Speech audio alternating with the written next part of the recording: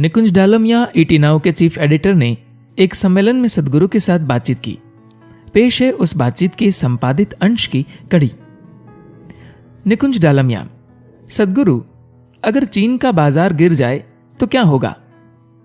सदगुरु कहते हैं, मुझे नहीं लगता कि किसी को चीन के बाजार के गिरने की चिंता करनी चाहिए, क्योंकि ये आज के आंकड़े हैं, लेकिन हर आंकड़े के पीछे लोग भी होते हैं। आज दुनिया में जो कुछ भी हो रहा है, इसके पीछे कौन से लोग हैं, ये बेहद महत्वपूर्ण है। ये एक ऐसी चीज है जिसके बारे में आंकड़ों की खबरों में जिक्र नहीं किया गया है। चीनी लोग जबरदस्त दृढ़ निश्चयी लोग होते हैं। वे दुविधा में रहने वाले लोगों में से बिल्कुल नहीं हैं। उन्हें जो कुछ भी करना है वे हर हाल में करके रहते हैं, क्योंकि उन्हें लोकतंत्र की बारीकियों से टकराव नहीं करना पड़ता। इस बात को लेकर वहां कोई संघर्ष नहीं है कि हर बात को लेकर हर व्यक्ति की अपनी राय है। वे लोग सिर्फ वही करते हैं जिसकी जरूरत होती है। मुझे लगता है कि यह पश्चिमी देशों की उम्मीद है कि चीनी बाजार गिर जाएगा। ऐसा नहीं होगा। निकुंज डालमिया पूछते हैं, आज जब हम अपने आसपास के वित्तीय माहौल पर नजर डालते हैं तो पाते हैं कि लोगों ने अपनी क्षमता और सोच से ज्यादा कर्ज ले रखा है। इसलिए वित्तीय बाजार में एक अव्यवस्था है। सदगुरु कहते हैं, अगर यहां अव्यवस्था नहीं होगी तो इसका मतलब हुआ कि यह एक बढ़ता हुआ बाजार न होकर एक मरा हुआ बाजार है। भारत में जो लोग छोटे या मझोले कारोबार चलाते हैं, उनके सामने सबसे बड़ी चुनौती वित्त यानी पैसे की है। यहां ऐसे अनेक योग्य व कुशल लोग हैं जिन्हें कभी वित्तीय मदद नहीं मिल पाई। हालांकि पिछले 10 सालों में स्थितियां काफी सुधरी है, लेकिन अगर आप पिछले 50 सालों पर नजर डालें तो आप पाएंगे कि लोगों के पास एक से एक अद्भुत विचार थे। उस विचार को साकार करने की काबिलियत भी थी, लेकिन पैसा नहीं था। मुझे लगता है कि बहुत सारे उद्यमी सरकारी दफ्तरों के क्लर्क या सरकारी अधिकारी बने रहकर मर गए।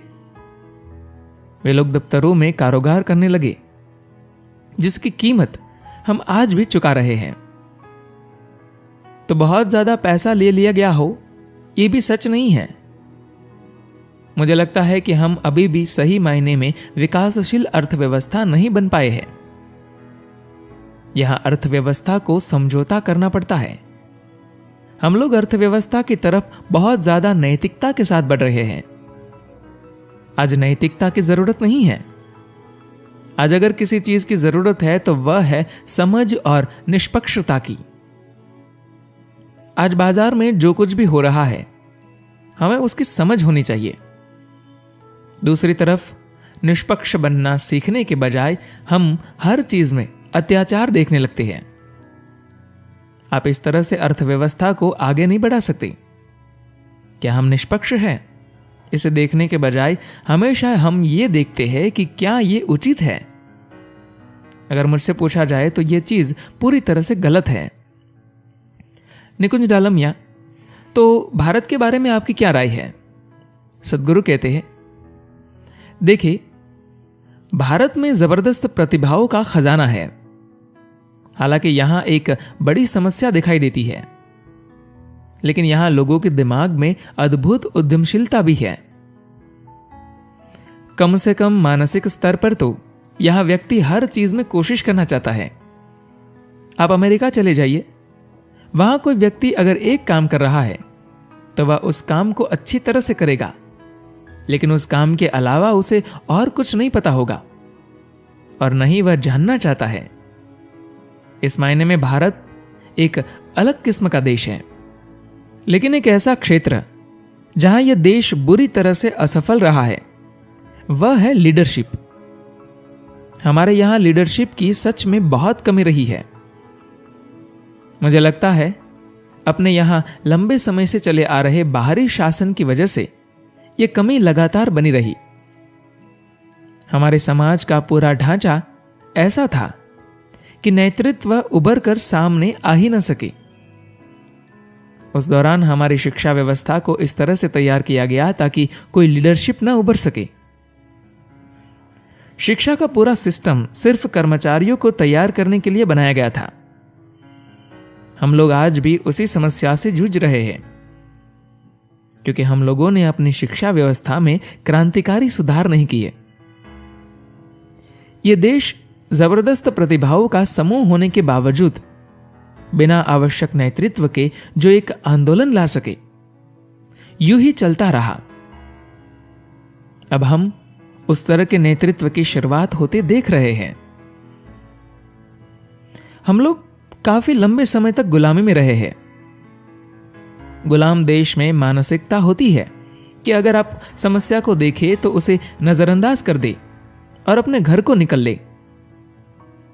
लंबे समय तक ऐसा करने की वजह से यह हमारी आदत बन गई। जबकि लीडरशिप का मतलब है कि आपको समस्याओं की जड़ को ढूंढना होता है कि वह कहां और कैसी है। इससे पहले कि वे आपके सामने सिर उठाए, आप उन्हें दुरुस्त कर लेना चाहते हैं। यही वह चीज है जिसकी इस देश में बुरी तरह से कमी है। अगर हम इस देश में महत्वपूर्ण नेता पैदा कर सके तो हम इस धरती के सबसे महत्वपूर्ण और एक बिल्कुल अलग तरह के देश होंगे। फिलहाल हम लोग इस संभावना की दहलीज पर बैठे हैं।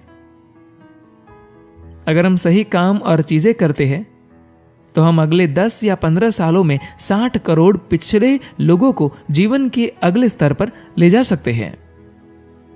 धन्यवाद।